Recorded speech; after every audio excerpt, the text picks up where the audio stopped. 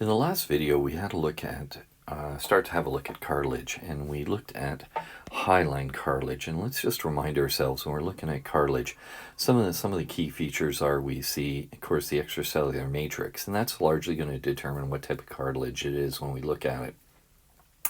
And then we also have these features called lacunae, which are little chambers, and within the chambers exist the chondrocytes. And remember from the last discussion, a chondroblast makes a matrix. It gets trapped in a little chamber, and then it matures into becoming a chondrocyte within the mature cartilage. So let's have a look at another type, and that is fibrocartilage. Now, of course, the name really gives you a good clue as to what we're looking at. We're looking at cartilage where in the extracellular matrix, it is filled with bundles of collagen fiber, and it is so filled with collagen fiber, there is little room for ground substance in the extracellular matrix. Now, fibroblasts, which have a role in the making of the fibers, they reside in the tissue. Also, we have chondroblasts. Remember, chondroblasts make the matrix. Then once it becomes trapped, it becomes chondrocyte. And then, as I said, we have extracellular matrix. Now, there is collagen within there, but we also have some elastic fibers. Now, the one feature about this tissue is that it has great tensile strength. But because it does have some elastic fibers, it has a small degree of elasticity. Now, where do we find these? We find these in fibrous joints, and we'll talk about classification of joints next semester. Things such as articular discs, and we'll look at the anatomy and the function of those in future chapters. Let's have a look. Now, I think this is a bit of an atypical presentation of what fibrocartilage looks like. This is being heavily stained and specifically stained for the fibers. But in many times when you're looking at histology sets, like slide sets, you don't quite see it presented this way. But at least by staining it this way, it really highlights the feature. And we can see that we have the chondrocytes within their lacunae. And of course, you can see the abundance of collagen fibers within here. And as I said, this is taken from the intervertebral discs.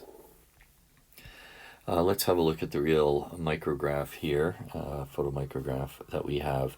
The collagen bundles, they're not individual fibers, but they're more or less bundled up. And then we also have the chondrocytes living within the lacunae, which are the spaces. Now I'm going to show you a slightly different, this is a different stain that we're looking at here. And this is, again, a type of fibrocartilage. And you can see we have chondrocytes living within the lacunae.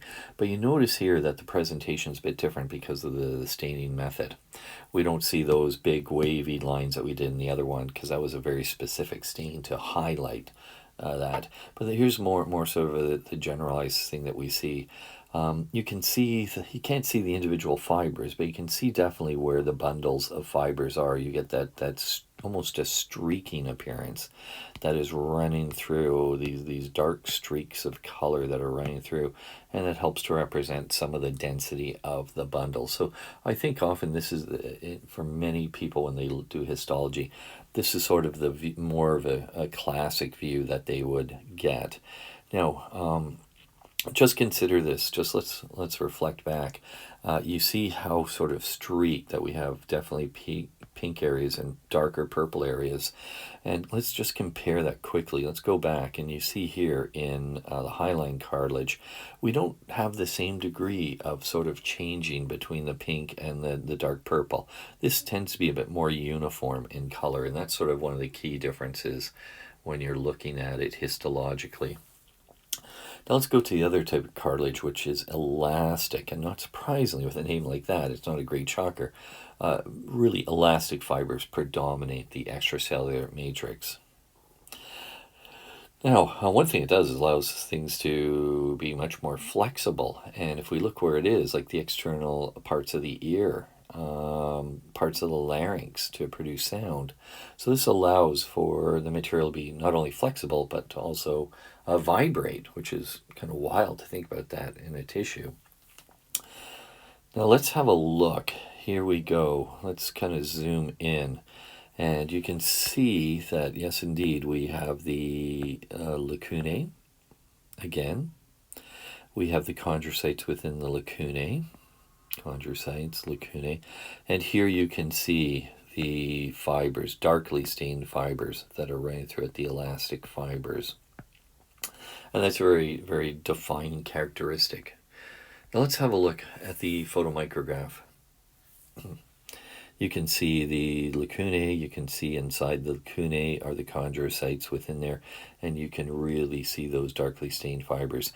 So one of the key things, as you can tell by watching these videos and having a look at the book and by doing the histology lab, is that when I'm looking at cartilage, really the key thing is how does the extracellular matrix look? Because that's really where some of the big changes are.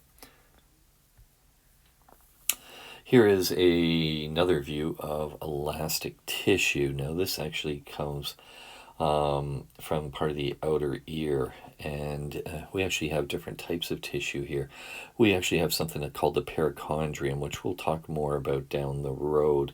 But let's go to the classic elastic tissue. Now this, once again, this is a different type of stain than we've seen before, but this really highlights the elastic tissue, and as we zoom in you can really see the predominance of those elastic fibers, and you can see the lacunae, you can see the cells within the lacunae. But like whenever you get tissue from an organ, there's a number of different types of tissue. So yes, indeed, this is a different tissue, that's a slightly different, and this is slightly different there, but this is the one that we want to highlight right here, is the elastic cartilage. Okay, so we're going to wrap up this video here. The next one we're going to come back and start talking about some specialized connective tissue like bone and blood.